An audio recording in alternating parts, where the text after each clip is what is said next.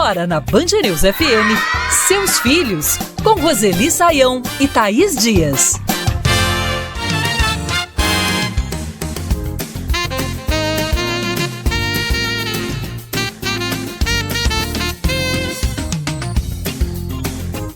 O Exame Nacional do Ensino Médio está chegando e muitos jovens correm contra o tempo para se preparar para as provas que acontecem nos dias 5 e 12 de novembro. Além do conteúdo dos exames, há o pensamento também na carreira a seguir, na universidade que deseja conseguir uma vaga. Tem a pressão pelos planos futuros pesando sempre nos ombros e não podemos desconsiderar aquele nervosismo, a ansiedade. Nessa hora, o apoio da família é fundamental. Por isso, o vestibular é o nosso assunto a partir de agora aqui nos Seus Filhos, em versão ampliada. Eu, Thaís Dias, estou na área. Ela também, minha companheira, Roseli Saião. Tudo bem, Roseli? Tudo bem, Thaís. Vamos pro Enem. Vamos nessa. Minha voz. Conosco por aqui a Beatriz Moreno, de 17 anos, e ela fala pra gente como vai se preparar antes da prova. Como é uma prova grande e difícil, eu prefiro me manter tranquila até o último instante que eu conseguir e tentar fugir de problemas e qualquer dorzinha de cabeça. Também tentar dormir bem, né, que pelo menos pra mim faz total diferença, que é dormir bem, comer bem. E acreditar sempre em mim mesma, porque faz total diferença na hora de uma prova tão difícil quanto o Enem, que exige tanto da gente. Que maturidade, hein, Roseli? Gostei de ouvir aí o relato da Beatriz. O que você diria para aqueles que estão se preparando para esse desafio que é o Enem? Eu gostei também de ouvir a Beatriz, porque ela se conhece, né? E ela sabe o que fazer para evitar essa ansiedade que, olha, é incrível como não tem muita escapatória essa ansiedade. Mas a ansiedade pode ser controlada, né? De modo a não atrapalhar a capacidade que o aluno tem de realizar o exame, considerando todo o esforço anterior dele. Então é isso, cada um deve se conhecer para saber o que fazer para controlar principalmente a ansiedade. A grande questão é essa, o nervosismo, a ansiedade, o medo de não conseguir, isso deve ser controlado. E a escola? Diz o quê? Conosco por aqui o Richardson Ventura Tomé, que é supervisor de monitoria de língua portuguesa em um cursinho pré-vestibular em Belo Horizonte. Uma boa preparação para o Enem exige disciplina do candidato para organizar os estudos, materiais de qualidade, professores qualificados, resolução de exercícios e, principalmente, confecção de muitas redações. Agora que a prova se aproxima, é fundamental reservar tempo para descanso e sono de qualidade. Só assim será possível chegar na prova e enfrentar os desafios. Roseli, eu confesso que eu fico angustiada, né, com uma avaliação como essa, uma avaliação única, o vestibular. Aquelas pessoas que têm uma dificuldade de controlar um pouco a ansiedade, de passarem por testes, acabam sendo impactadas, apesar de muitas vezes terem o conteúdo ali na cabeça. Eles simplesmente não conseguem controlar os nervos. E pesa muito, né, esse controle nesse momento da prova. Fala um pouco pra gente sobre orientações nesse sentido, numa tentativa de buscar um equilíbrio para fazer um bom teste, para fazer uma boa prova como a do Enem. Respirar, dar aquela meditada, fazer algum exercício de respiração, isso pode ajudar também o candidato? Pode ajudar bastante, né? A respiração, Thaís, esse exercício respiratório, quem não conhece, basta procurar na internet que vai encontrar muitos exemplos. É importante para trazer um pouco mais de tranquilidade. A gente sabe que a prova em si, né, traz uma situação muito difícil para qualquer pessoa, principalmente para quem está num momento tão decisivo como esse, os jovens, né, às portas do vestibular.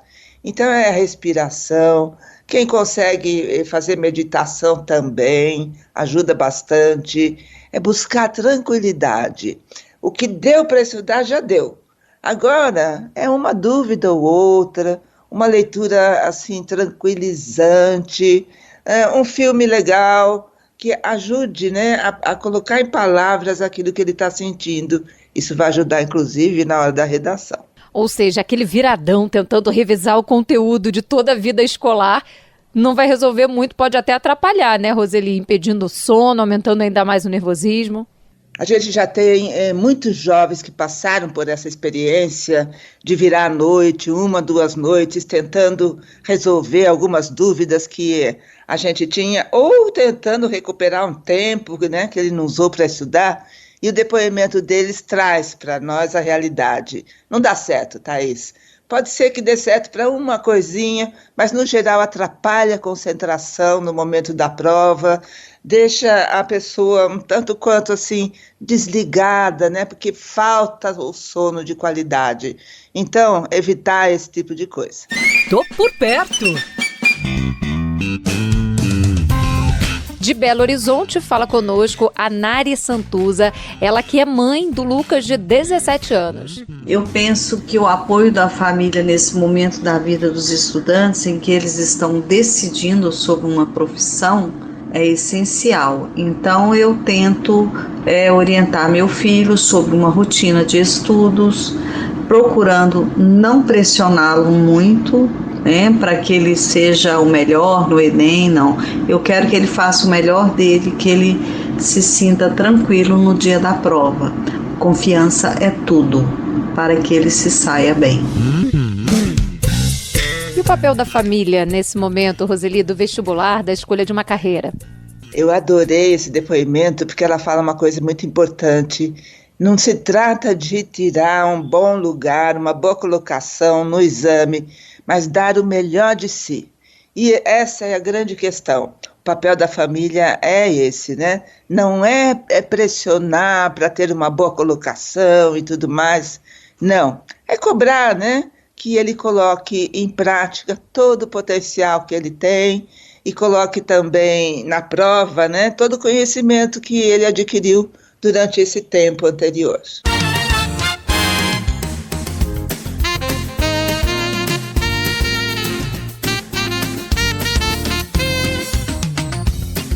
A preparação dos jovens para o Enem é o nosso assunto aqui nos Seus Filhos em versão ampliada. Eu também quero falar. E quem fala conosco agora é o Gustavo Carvalho, de 17 anos. Eu procuro não ter contato com um caderno ou algum tipo de estudo, pelo menos uns 2 dias antes da prova, para poder tentar chegar um pouco mais concentrado. Então eu opto por estudar antes e tirar pelo menos uns 2 dias antes da prova para poder ir mais relaxado. E no dia da prova, procuro preparar minhas coisas um tempo hábil, né, para conseguir chegar na hora da prova do Enem mais tranquilo, ter uma boa noite de sono. Roseli, ele seguiu aí todas as dicas que a gente acompanhou até agora na sua fala. Mas se você pudesse dar aquele recado final para o estudante, para a família mesmo que nos ouve por aqui, que recado seria esse? Olha, a vida é assim, às vezes nos coloca em prova, né? E todo tipo de prova, não apenas essa prova do Enem.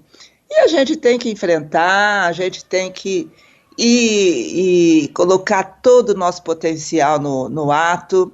E sempre lembrar, né, que às vezes a vida dá um empurrão e a gente leva um tombinho, mas depois levanta e continua. E se não deu, a gente tenta no ano seguinte, né? Também não é aquela coisa irreversível.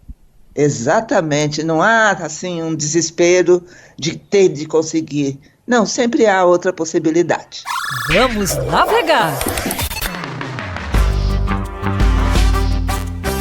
Roseli, qual a dica que você trouxe sobre esse assunto por aqui? Eu escolhi uma página com texto curto, um áudio curto, que é exatamente para deixar a cabeça do estudante, da garota, tranquila antes do exame. É no site agenciabrasil.ebc.com.br e o título do artigo é Dicas Enem, o que fazer nos últimos dias antes da prova. Dicas Enem, o que fazer nos últimos dias antes da prova, é esse artigo indicado pela Roseli no site agenciabrasil.abc.com.br.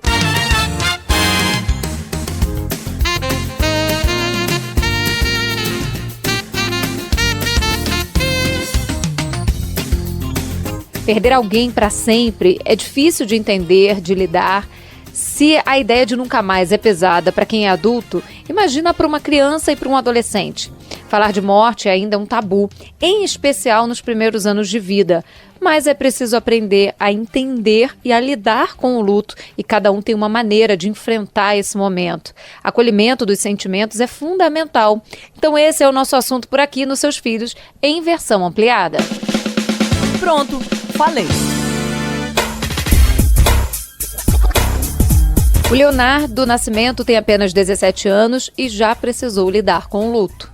Na pandemia, eu perdi minha avó materna e eu fiquei bastante abalado, pois eu não estava tendo um contato direto com ela por conta que estava tendo o isolamento social. Até hoje, eu sinto falta, obviamente, porém sigo em frente, sempre pensando nela e sempre pensando nos momentos bons que eu passei ao lado dela. Roseli, é muito difícil entender, e aí eu falo como adulta, né? Mas eu imagino que para as crianças e para os adolescentes fique quase incompreensível esse conceito de nunca mais eu vou ver alguém, né? É para sempre esse desligamento. O que você diria para esse jovem que está ouvindo a gente e que já precisou lidar com isso ou que em algum momento vai acabar encarando essa realidade? Olha, Thaís, até os 7, 8 anos mais ou menos, essa ideia que você relatou do nunca mais, não é compreensível para a criança. Então, até essa idade, a criança fica triste, muito assim, afetada pela tristeza das pessoas que estão à volta dela. Mas essa ideia de que ela não vai ver nunca mais, não entra ainda, né, na compreensão dela. Já o adolescente, ou mesmo a criança a partir dos 9, 10 anos, tem essa ideia sim, sente muito e é difícil encarar o luto, é difícil. No primeiro momento não é possível negar a dor, a tristeza, Thaís, é permitir, né, que a tristeza aconteça, é se permitir sofrer. Depois esse sofrimento vira saudade, a gente acabou de ouvir esse depoimento que diz exatamente isso, né? É triste, é doloroso, mas depois há bons momentos a se lembrar junto àquela pessoa que já se foi. Que sufoco!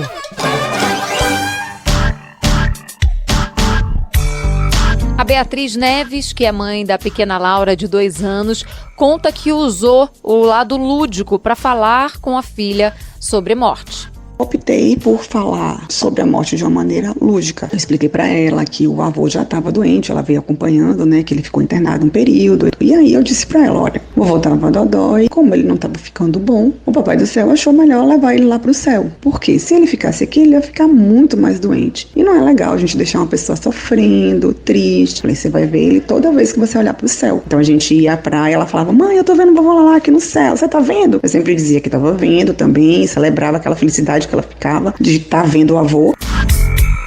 Roseli, você sabe que eu tenho essa memória de infância, né? O meu avô falava, não era estrelinha, ele falava, quando olhar pra lua, lembra de mim. E até hoje eu tenho essa conversa com a lua de vez em quando, porque ficou marcado essa forma como me foi transmitido uma notícia tão triste. Como é que a gente conta, né, para uma criança que ela perdeu essa pessoa muito próxima, uma pessoa muito querida, e no caso dos adolescentes? O depoimento seu, Thaís, e o da Beatriz, né, que falou com a filha de 2 anos, são exemplares, porque é isso mesmo. A criança pequena lida com um universo muito mágico, então dizer para ela isso é uma maneira assim, muito específica para essa idade e que funciona. Veja você a lembrança que você ficou até hoje, né? Então é o lado lúdico, é o lado mágico, e cada família tem o seu jeito. Pode ser foi para o céu, pode ser virou uma estrela, pode ser estar na lua, qualquer coisa que a família tenha intimidade e tranquilidade para dizer. Em relação às crianças mais velhas, final da infância e já adolescência, é preciso, antes de qualquer coisa, acolhimento. porque eles já entendem, então eles já estão sofrendo. E aí é preciso ouvi-los, né? Que tipo de angústia é que essa perda traz para a criança ou para o jovem? Às vezes vem a angústia e o medo da própria morte, ou o medo da morte dos pais. Então ele precisa se expressar para se libertar um pouco de todos esses conteúdos que ficam pulando dentro dele. Agora, Roseli, uma dúvida frequente também é relacionada à participação ou não desses jovens em cerimônias de despedida, como os velórios. Tem certo e tem errado? Como é que funciona essa decisão? Não tem certo nem errado. A gente não precisa evitar de levar a criança para um velório, porque é uma despedida, é um ritual, né? E às vezes a criança nem entende bem, mas ela está lá acompanhada da família e ela tem esse sentimento de pertencimento ao grupo, né? Já o adolescente, ele pode evitar por conta própria, e aí não adianta forçar, né? Se ele quiser ir, pode ir, deve ir. É importante os rituais de passagem, né? E o funeral é um ritual desse tipo, né? Para ajudar a elaborar o início do luto. Então, com o adolescente, é preciso ouvi-lo se ele quer ou não. E com a criança, é uma decisão dos pais de levar ou não. Me conta uma história. Qual é a dica que você traz pra gente, Roseli, de livro sobre esse assunto? Eu trago uma dica muito especial, é um livro que eu adoro, Thaís, gosto muito, de vez em quando eu vou até ele, porque ele conta a história da passagem do tempo, né?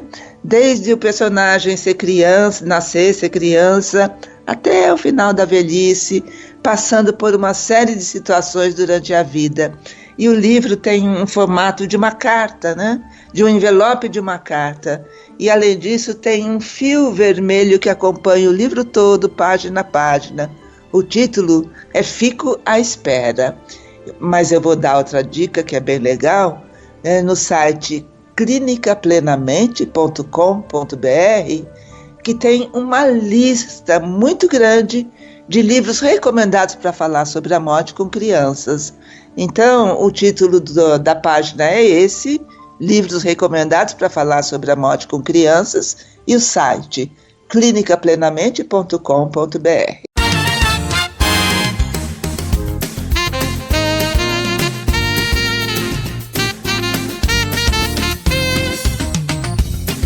O luto continua sendo nosso assunto aqui nos Seus Filhos em versão ampliada.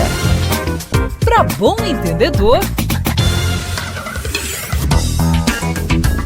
Conosco por aqui a Ana Clara Bastos, que é psicóloga especializada em luto infantil, e ela fala sobre a importância de ouvir a criança. Quando falamos do luto infantil, temos muitas barreiras. Crianças, sim, elas vivenciam lutos em todas as suas fases, né? Mesmo que a gente fale de um bebê, ele vai reagir diante de uma perda, de acordo inclusive com a sua capacidade ali cognitiva e sua capacidade de verbalizar e de expressar. Mas uma coisa que a gente precisa fazer é construir um espaço seguro para que ela possa fazer isso. Ela sabe o que é morte, o que ela entende da morte, quais são as dúvidas, quais são as angústias. É preciso entender, Roseli, que cada um enfrenta o luto de uma maneira diferente e a partir daí criar mecanismos para apoiar, para acolher esse sofrimento? Sim, é preciso entender, inclusive porque às vezes a própria pessoa não entende o que está acontecendo com ela. Ela está vivendo o luto de uma determinada maneira e ela nem percebe, né? Então, com criança, é muito bom permitir que ela se expresse de maneira simbólica, com desenhos, pinturas, construções que ela possa fazer, que vão mostrar, né, um pouco daquilo que está acontecendo dentro dela. E com crianças maiores e adolescentes, é realmente fazer isso que a gente ouviu, oferecer um espaço para que eles possam colocar em palavras, ou tentar colocar em palavras, aquilo que se passa com eles.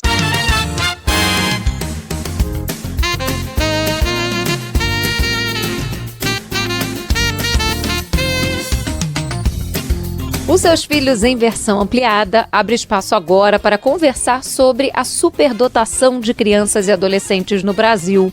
O último censo escolar aponta que quase 27 mil alunos foram identificados com altas habilidades aqui no país. E para lidar com esses jovens é preciso preparo do sistema educacional e muitas vezes isso não acontece. Alguns alunos têm dificuldades de adaptação e se desinteressam mais facilmente por assuntos que já aprenderam antes dos demais alunos.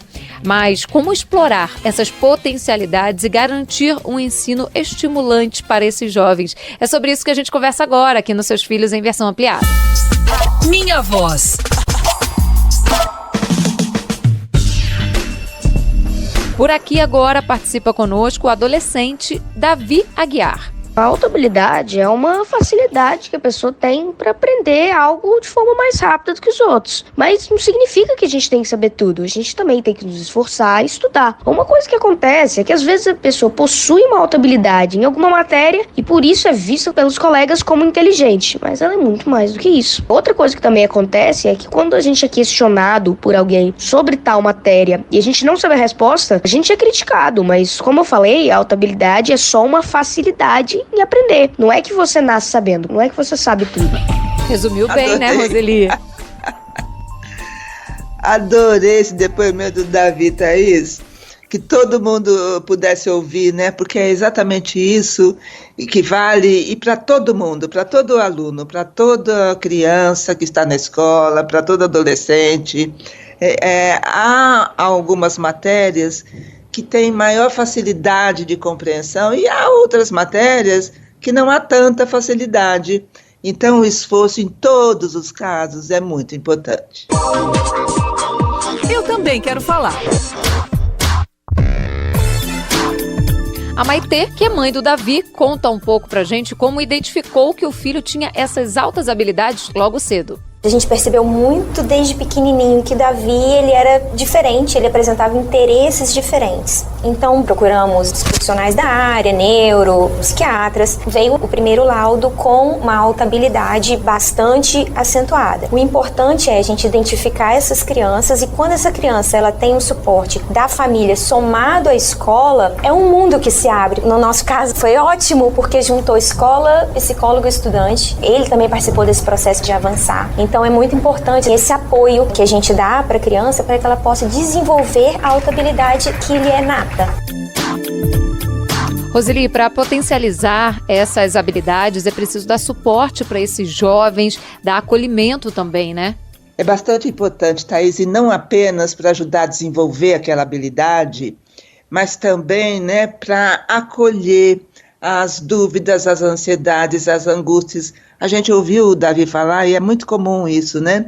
Quando a gente entra em contato com um jovem, uma criança, e a gente percebe que ele tem, né, uma superdotação, uma alta habilidade, a gente parece que quer questionar isso no sentido de fazer perguntas até ele não acertar uma. Então, isso é muito comum. E é preciso acolhimento para isso, né? Porque a criança, principalmente, vai se sentir excluída porque ela é um pouco diferente. E a escola? Diz o quê?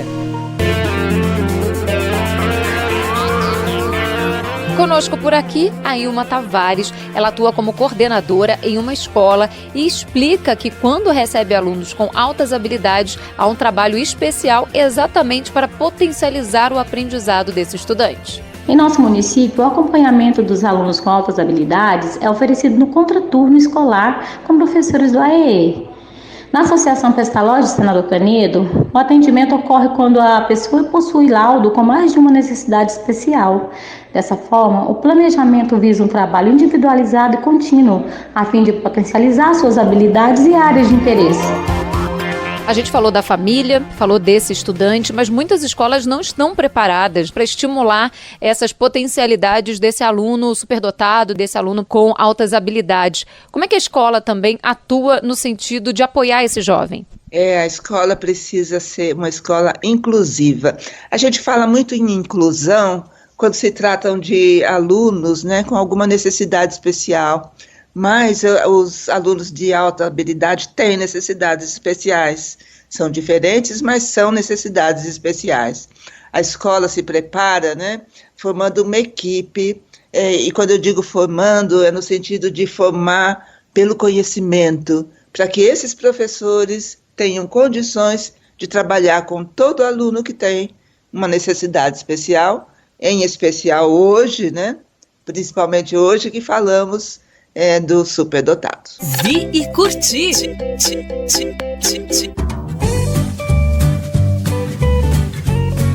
E eu sei que você preparou também uma dica para a gente refletir um pouco mais sobre esse tema. Qual é a sua indicação? Olha, é um filme que eu também acho assim, muito comovente, que conta a história de uma garota, né, de uma criança. Acho que no filme ela deve ter uns 7 anos, talvez até um pouco menos, e ela tem uma alta habilidade em matemática.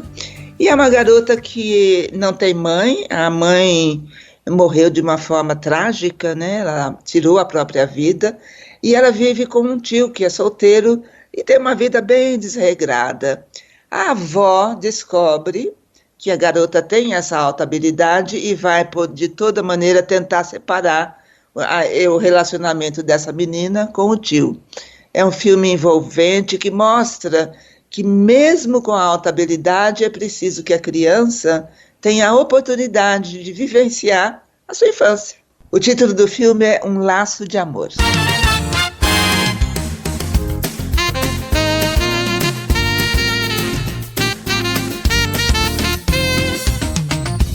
Os Seus Filhos, em versão ampliada, continua falando sobre os jovens com altas habilidades, com superdotação. Para bom entendedor.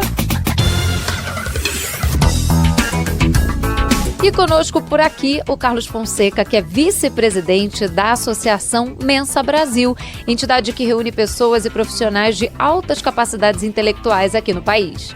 Nem todas as escolas no Brasil estão hoje preparadas para lidar com os alunos superdotados. Então, o que a gente está falando aqui é da educação especial, que é prevista tanto na Constituição quanto no PNE, no Plano Nacional de Educação. Então, um pai ou uma mãe aí, que identifica no seu filho uma superdotação, altas habilidades, o que ele tem que buscar?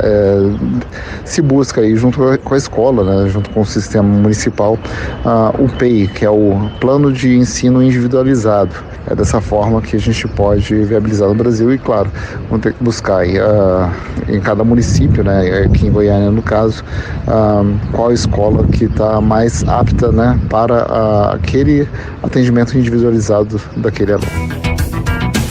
Roseli, a gente sempre fala aqui, né, do papel da escola na capacitação dos seus profissionais e principalmente a gente discute essa possibilidade e a capacidade das instituições de abrigar diferentes alunos. Alunos com altas habilidades, alunos com deficiência no momento do aprendizado, e a gente ainda está muito longe de um cenário ideal, né?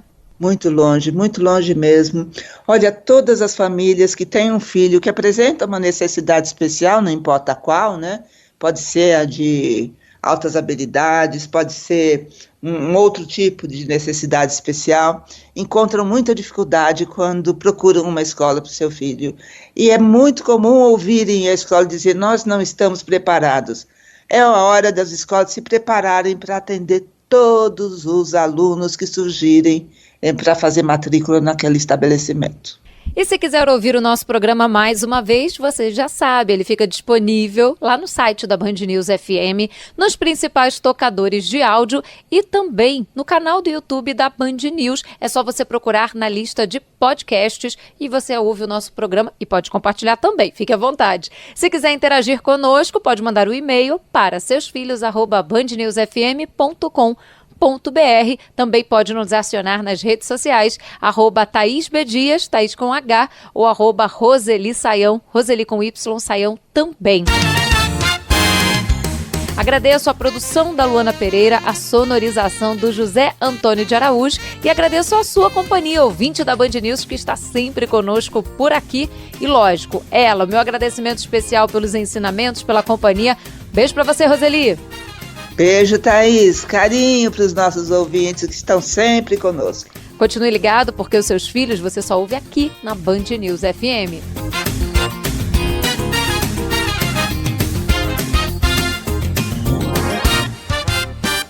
Você ouviu seus filhos, na Band News FM.